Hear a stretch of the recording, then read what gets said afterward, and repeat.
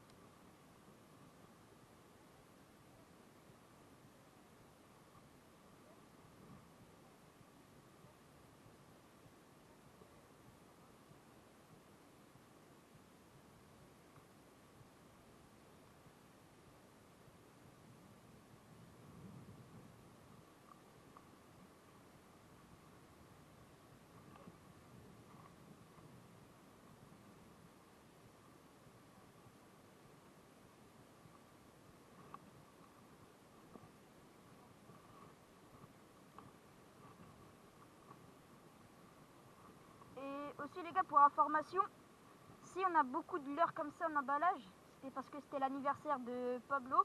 Donc souhaitez-lui un bon anniversaire, il sera content. Et du coup, ce matin, on est allé à Pacific Pêche faire des petits achats. C'est un magasin sur route des Vannes. Qui est franchement vraiment top, qui est du coup spécialisé que dans la pêche. Et bah du coup, c'est là où j'ai acheté mon... Enfin, c'était pas mon anniversaire, mais j'en ai profité quoi. Avec un petit billet de 20 €. Bon, pas grand chose, hein. Mais ça fait le taf.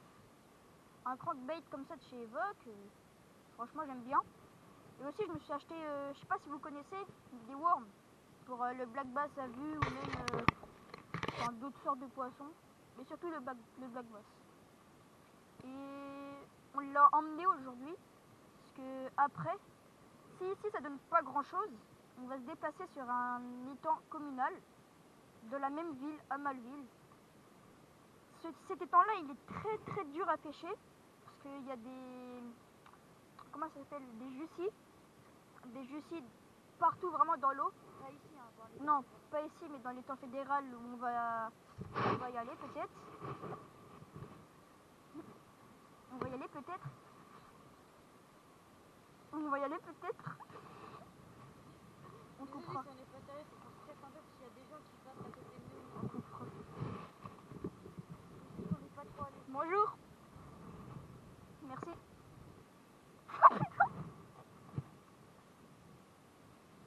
On coupera. Et voilà, du coup, tout à l'heure, ça sera plutôt spécialisé dans la pêche à vue, au worm, comme je vous ai dit. Parce que, comme il y a des jussies partout, pêche au lancer tout le temps, lancer et mouliner, ça devient très compliqué là-bas. Et ouais. Et là-bas, il y a du bon petit poisson, surtout du black bass. Il y a du black bass très très facile à faire. Donc c'est pour ça qu'on y va. Il y a de la perche. Perche, ça donne pas tout le temps de la perche là-bas, mais il y en a quand même. Il y a quelques carpes. Il y a des poissons blancs, tout ça. Et avant, à l'époque, on n'était pas né encore, mais il y a un monsieur, quand il n'y avait pas les jussies, enfin quand les temps étaient propres, il y avait un monsieur qui a pêché un brochet de 1 mètre et quelques, là-bas. Et le brochet, il n'y est plus, malheureusement. Et voilà. Allez, bon visionnage.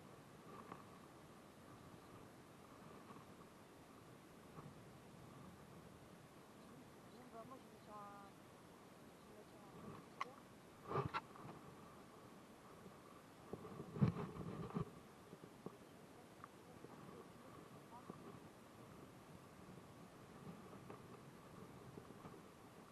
bien sûr les gars. Désolé de revenir comme ça, mais demain, je pense, enfin si Pablo il est d'accord, on tournera une grande vidéo. On sait pas où encore, mais une vidéo. Ouais, une vidéo où en fait on amène beaucoup de matériel, genre des cannes Big Bait, tout ça comme ma canne 40-90 grammes pour faire du brochet ici. Enfin ici dans le troisième étang, deuxième ou premier. Et on a des étangs privés aussi. Ouais. On va y aller. On a des étangs privés, sauf que là-bas c'est un peu dur à y accéder. Genre il y a plein d'herbes hautes, des trucs comme ça. C'est Donc assez loin de chez nous. ouais. Pourquoi on se déplace en vélo? C'est à peu près à 45 minutes de chez nous à vélo. Et même les routes là-bas, c'est pas... Pablo, elle a fait tomber la GoPro. C'est pas toujours très pratique à rouler dessus, car il y a vraiment beaucoup de circulation, il y a des voitures qui ne font pas du tout attention. Et voilà. Et je vais vous présenter des petits leurres. Bon, c'est une petite sélection, hein, mais j'ai pas tout emmené, bien sûr. Alors, j'ai là mon petit crank. Tac, vas-y. Si vous connaissez cette marque que j'ai achetée, je sais pas c'est quoi, mais c'est branché bien sûr au silure. Non, regarde. Regarde.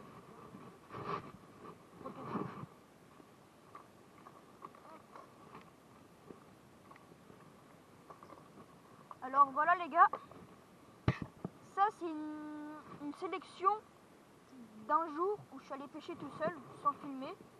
Et tout à l'heure on n'a pas eu trop le temps de faire des sélections, du coup bah, j'ai gardé celle-là. Alors là nous avons un crockbait de chez Caperlan coloris feu. Et si vous pouvez... Ouais, enfin si feu quand même. Et je sais pas si vous pouvez voir, mais il y a eu des attaques dessus. Voilà, des belles petites attaques.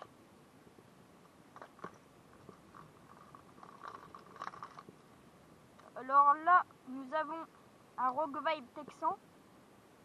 Alors celui-ci, il a morflé. Hein. Il est très très abîmé. Un Rogun comme ça.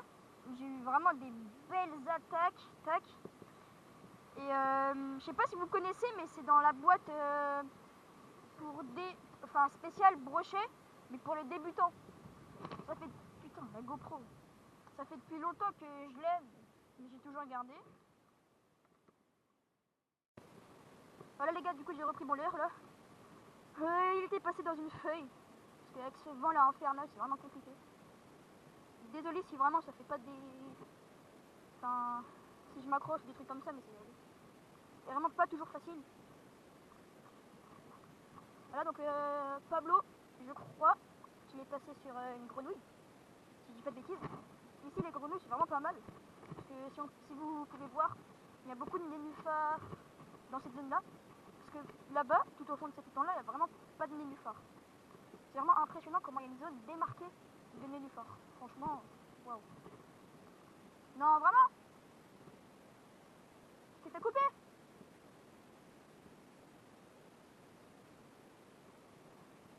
Donc voilà. Et aussi avant ici, bah regardez, il y a un remous juste au bout de ma canne là-bas.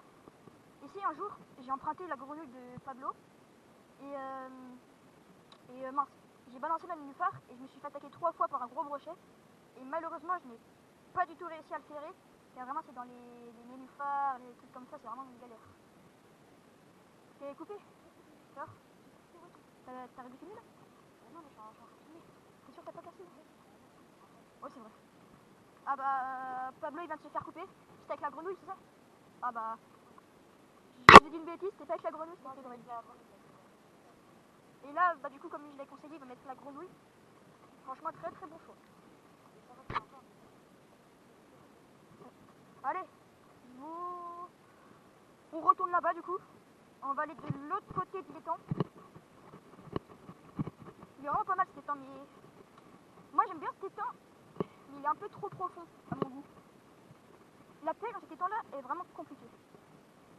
Mais il faut toujours essayer, hein. Toujours persévérer comme on dit.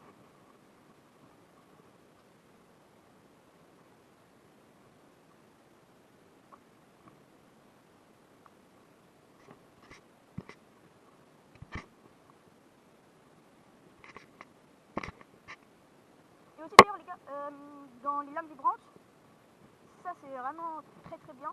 Les lames vibrantes sont vendues avec des agrafes directement. Enfin en tout cas mes lames vibrantes et celle de Pablo c'est une de chez Caperlan et les miennes sont de chez Savage Gear. C'est pour vous dire qu'elles sont vendues avec des petites agrafes. Donc, comme ça, si vous débutez la pêche et vous voulez vous acheter genre des lames vibrantes, tout ça, vous n'êtes pas obligé d'acheter des agrafes pour les débuts, sachant qu'il y en a déjà sur les leurres. En tout cas sur les lames vibrantes. Et sur mon gros jerk blanc, aussi, il y a une grosse accroche. Allez hop, voilà, vous pouvez voir que là il est vraiment grand cet étang un peu. Voilà. Avec une île au milieu, franchement qui l'été, enfin en fin d'été, sur l'île, il y a des feuilles roses et franchement c'est magnifique.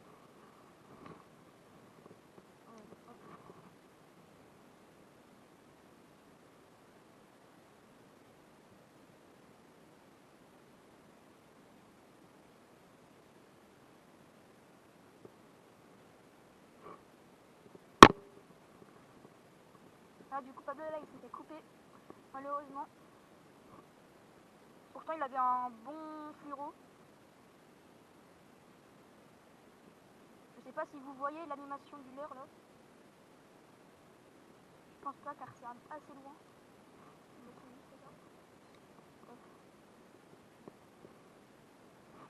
On voit qu'il remonte. Hop, on pose, on reprend.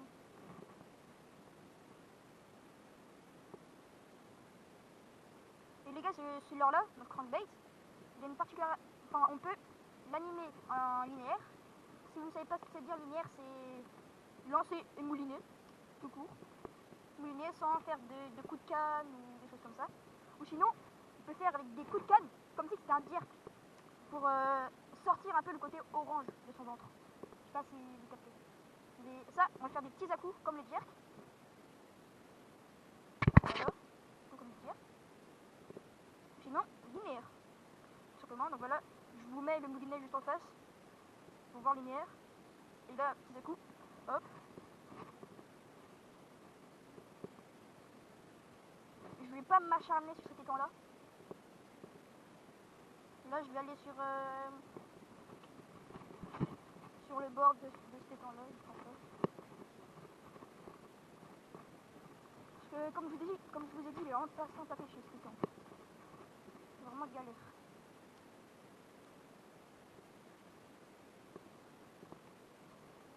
Bon, on va pas négocier les spots. Il n'est pas abrité qu'il y a un poisson juste ici.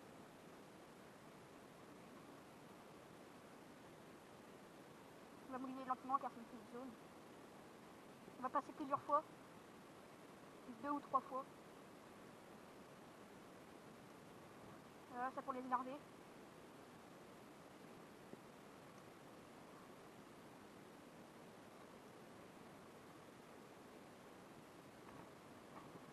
Bon bah, conclusion de ce spot. Ah, rien du tout. Enfin, aucune touche, aucune attaque. Mais bon, de toute façon, c'est pas tout le temps à 100% qu'il y a du poisson. Hein. C'est pour ça qu'il faut tout le temps essayer. C'est tout le temps, tout le temps.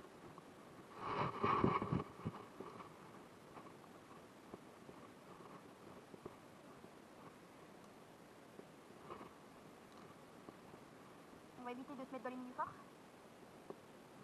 Parce que les nénuphars, c'est toujours pas très fameux. Quand on s'accroche dedans, il faut espérer retrouver son leurre. Hop là, je vais passer vite, parce que sinon... Bon, finalement, j'ai lancé vraiment tout droit comme ça, on peut dire. Parce que je préfère ne pas m'accrocher. C'est pas plus mal comme ça, juste au bord des nénuphars. Pour essayer de faire sortir du brochet. Ou de la grosse perche. Enfin, bien sûr, ce leurre là il prend pas que ce poisson là. Ces poissons là, genre brochet, perche. Il peut prendre plein d'autres poissons, mais c'est juste dans ces étangs là, dans les 3 étangs où nous sommes, il peut prendre ces sortes de poissons. Parce que sinon il n'y a pas de black bass, il n'y a pas de. Ah ouais, black bass. De cendre, je pense pas qu'il prend à ça. Le cendre, il est plutôt. Enfin, mon avis, il est plutôt. Comment dire, leurre souple. Genre shad, bien plombé, montage drop shot aussi.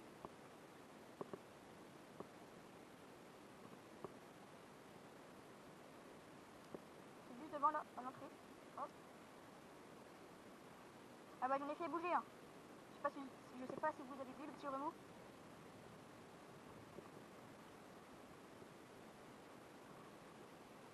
Oh là là, le vent.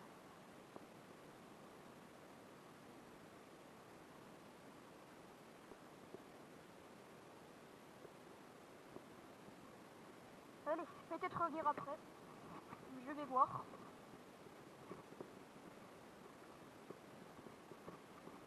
Bon, ici je vais pas trop toucher. Peut-être un petit peu, je sais pas, là, peut-être. Faut juste pas que je m'accroche.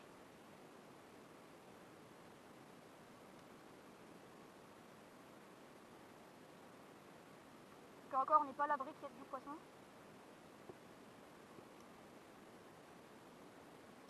Voilà, la petite feuille de nénuphar aussi. Ok.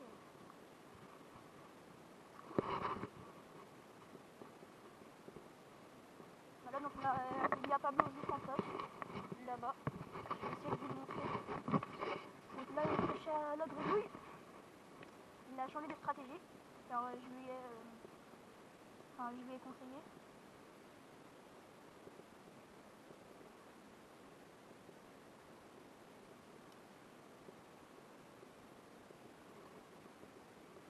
Voilà. On essaie de passer dans la trouée là, comme ça. C'est de réveiller des petits poissons. On va remonter à la surface. Et aussi les gars, ici, on voit souvent des carpes en surface. On les a déjà essayé au maïs. On a eu quelques petites touches, mais sinon pas de départ. Bon voilà, parce que c'est pas trop pratique. Avec un petit leurre comme ça, avec 2 tris, passer dans les nénuphars, c'est vraiment pas top top. Donc là, je vais changer d'étang. Voilà. Je vais aller sur celui de tout à l'heure, et enfin juste en face. Vous allez voir comment. C'est à la gauche de là où on était tout à l'heure. Juste ici, ou juste là.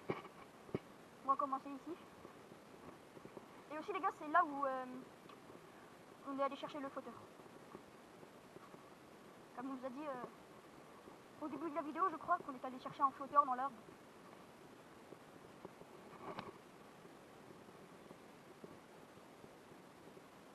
Ici, il y a un monsieur qui a pris un brochet de 61 la dernière fois. Enfin non, pas la dernière fois, mais il nous a expliqué où il l'avait pris et comment, et quelle taille il faisait aussi. Et du coup, pour dire, il l'a pris avec un dirk. Dirk à la base, pour la mer, mais il l'a essayé ici, apparemment il cartonne. Genre là, il cartonne.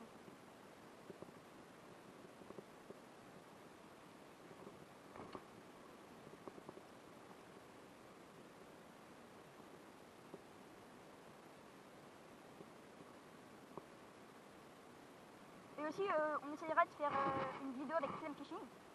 Donc pour vous redire, Sam Fishing, c'est le pêcheur qu'on a rencontré, qui est une très bonne personne. On va essayer de se faire une vidéo avec lui. Faut qu'il soit dispo, d'accord. Ce serait pas mal.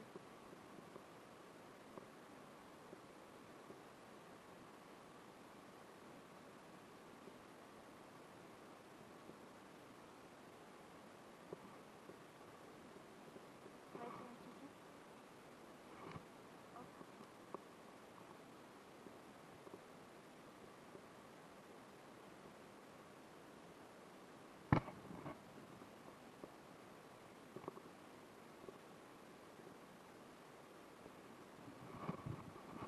Et je suis pas en très bonne condition de pêche car je suis en pleine otite externe. Enfin plutôt vers la fin, mais bon. Déjà il est beaucoup mieux. Je suis mon traitement. Et voilà, hein. De toute façon c'est la vie. Et du coup, comme je vous ai dit, on va essayer là.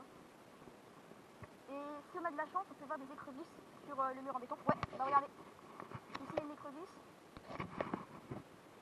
Juste au bout là en bas. Désolé, j'ai pas réussi à vous la filmer. il y en avait bien une. Si j'arrive à la choper, ça serait formidable. Non, mon leurre il flotte. C'est vrai. Que ici, quand on pêche à l'écrevisse et après on les mange, on les fait souvent ici ou sur la presqu'île. Presqu'île où je pense que je vais peut-être vous montrer après. En fait, sur la presqu'île, il y a une plage. Enfin, aussi en face, il y a une plage. Une petite plage avec un peu du sable mouvant, de la vase, enfin, des choses comme ça. Il y a des nids d'écrevisses dedans. C'est impressionnant quand on voit la quantité qu'il y a. C'est vraiment surprenant.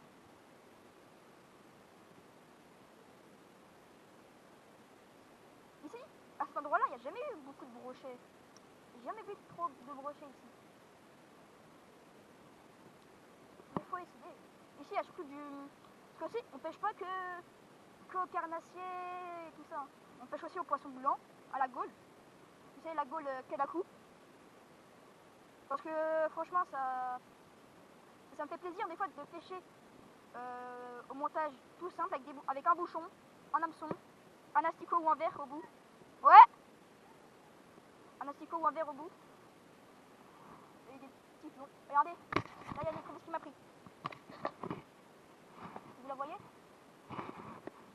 Et là, oh, bah non, bah attendez, je vais essayer de la prendre l'écrevisse.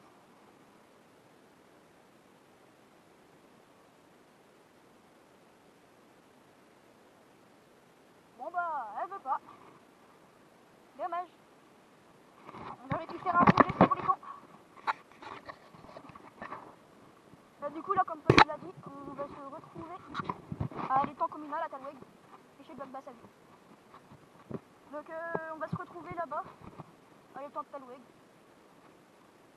On va vraiment changer de stratégie, on va pêcher hameçon simple, de taille moyenne, enfin de taille moyenne, pardon, excusez-moi. De taille moyenne pour mettre un worm de chez Reigns. Voilà. Ah bah Pablo il vient juste de s'accrocher dans l'arbre avec sa grenouille. T'as dû faire un nœud. Allez les gars, on se retrouve juste après. Allez, on se reprend. Et à toutes. Bon bah les mecs, on se retrouve. Du coup j'ai monté ma petite grenouille. Et puis bah on va voir ce que ça donne.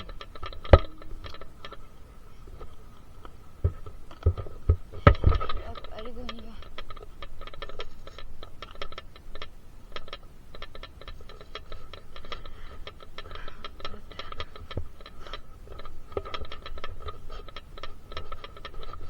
Donc vraiment n'hésitez pas à vous abonner à la chaîne, à nous soutenir, ça me ferait un grand plaisir. Et puis à liker nos vidéos.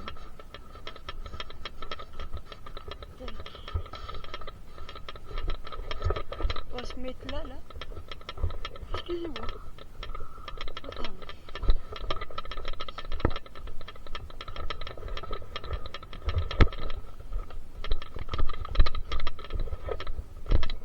En fait, les trucs que je fais là, c'est que je lance derrière les nénuphars et je reviens sur les nénuphars.